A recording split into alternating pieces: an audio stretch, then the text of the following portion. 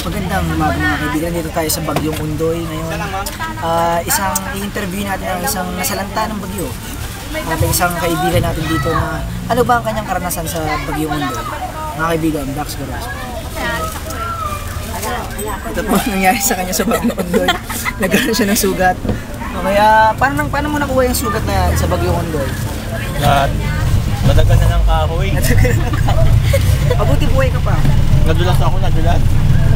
Buti walang fracture sa mukha mo. Pakakailausap yung mukha. May fracture ako. Alam mo, tila ba tinitingnan kita para mas mukha pa itong nasalanta. Mas mukha pa nasalanta to kasi dito. 5 bucks lang. Nasalanta ka rin ba? Nasalanta ka rin. Mukha lang. Mukha lang talaga. Mga kaibigan, napakasakit ng pangyayari sa kaibigan natin si Dax. Nga sa nangyari sa kanya. Laki-laki. Laki ng sugat niya mga kaibigan. Nagamot na ba yan? Nagamot na? Hindi pa.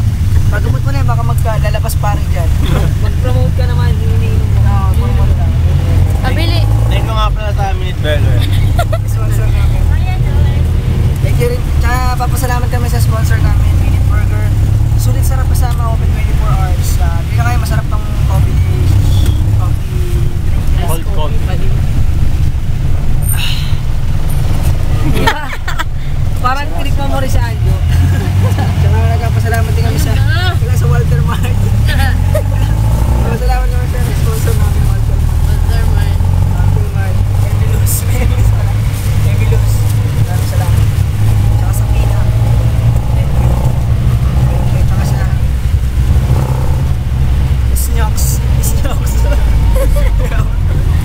Tsaka kay Vicky Bella, maraming salamat sa hair and makeup namin kay Vicky Bella. Sa damit namin sa Sonrox. Salamat.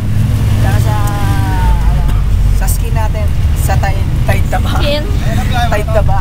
Salamat. Tide Taba ba? Gago, kumain na kayo. Napasalamat lang pala si Ulap sa nagpalayo po sa